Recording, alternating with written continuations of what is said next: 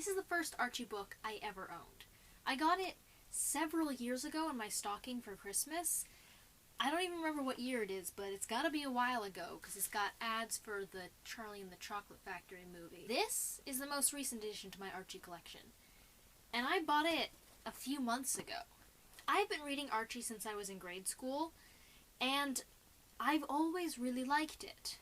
And since Archie comics have recently come to more prominence due to a TV show which I have not positive feelings about, and for the record, I will not be talking about that show today because, like I said, I don't like it, and I kind of want this video to be, like, more positive.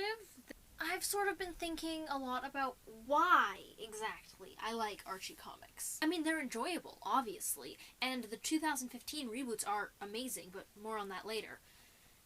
But they're not exactly particularly complex or interesting stories. They're fairly simple, and they don't vary a lot between digests. Because with a few exceptions, there's not really an Archie continuity. Stories all take place either as teenagers at Riverdale High, or as little Archie and his pals. I think this works to its benefit in a lot of ways because you know what you're getting into whenever you pick up an Archie digest. Every time you sit down to read about these teenagers, you know what they're like and what they'll be doing. Unfortunately, this can have some negative side effects. For instance, any character development that is brought about over the course of a story is not there in the next one. Betty and Veronica are still going to be in conflict over Archie for every single time they realize he's not worth it, and they're better off to just, you know, have a proper friendship that doesn't involve a love triangle. And yeah, that particular aspect of it kind of bugs me if I give it too much thought, because it's like the two main female characters are more or less defined by their romantic interest in the male character, and also their friendship is often undercut by petty squabbling. But just because their characters are rooted in problematic tropes doesn't necessarily mean they are bad or dislikable characters. I can still like Betty and Veronica and recognize the flaws with the stories they are involved in. But you know what does a surprisingly good job of incorporating that familiarity and maintaining a sense of character development? Those reboots. That book that I held up at the beginning is part of an effort begun in 2015 to modernize Archie and start telling his stories and his friends' stories again in a different context.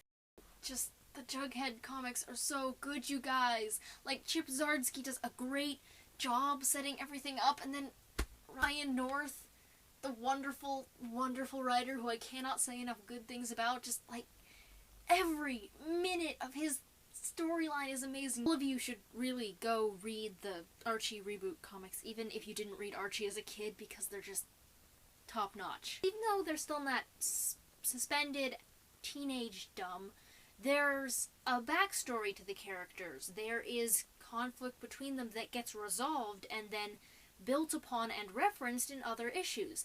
Something you didn't really see before, outside of the few serialized things that were present. But it really works, and it works because the people making it clearly get what made them so relatable. The fact that the characters are constant, they're dependable, they're always there, and the fact that we now get to see these characters change a little bit and grow for the better is really nice. I can't say enough good things about these comics because they are so amazing.